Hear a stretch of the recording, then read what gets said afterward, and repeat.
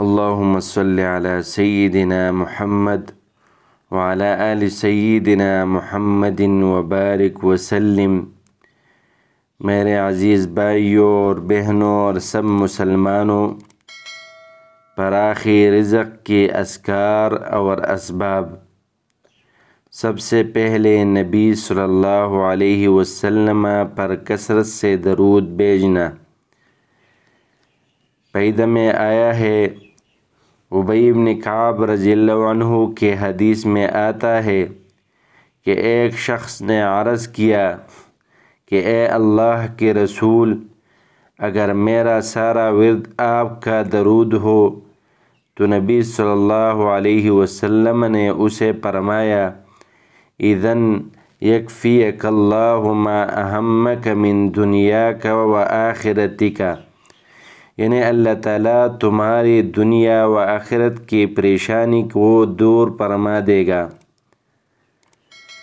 دوسرا سبب اخلاص اور توجہ کے ساتھ دعا کرنا ہے، جیسا کہ حدیث میں آتا ہے، نبی صلی اللہ علیہ وسلم فرماتے ہیں، آیا آپ کو وہ چیز نہ دکھاؤ کہ آپ کو دشمن سے نجات دے اور رزق کو فراخ کر دے؟ وہ دعا ہے اللہ تعالیٰ سے رات کو اور دن کو، کیونکہ دعا مومن کا اسلحہ ہے۔ تیسرا سبب یہ دعا پڑھنا، لا الہ الا اللہ و سبحان اللہ و بحمدہ، لا الہ الا اللہ و سبحان اللہ و بحمدہ۔ پیدا میں آیا ہے، حدیث میں آتا ہے، نوح علیہ السلام نے اپنے بیٹے کو دو باتوں کی وصیت کی تھی، ایک لا الہ الا اللہ کی، دوم سبحان اللہ و بحمدہ کی، اور یہ فرمایا تھا کہ یہ تمام مخلوق کی عبادت ہے اور ساری مخلوق کو اللہ تعالیٰ اس پر رزق دیتا ہے۔ چوتھا سبب صلہ رحمی قائم کرنا ہے۔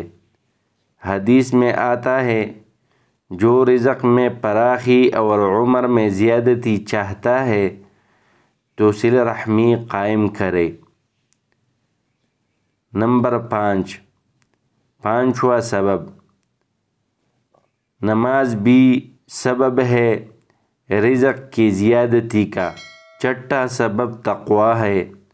قرآن مجید میں ہے، وَمَن يَتَّقِ اللَّهَ يَجْعَل لَّهُ مَخْرَجًا وَيَرْزُقْهُ مِنْ حَيْثُ لَا يَحْتَسِبُ، یعنی جو اللہ سے ڈرتا ہے تو اس کے لیے اللہ تعالیٰ راہ نجات پیدا فرمائے گا اور اس جگہ سے رزق عطا کرے گا کہ اس کا گمان بھی نہ ہوگا۔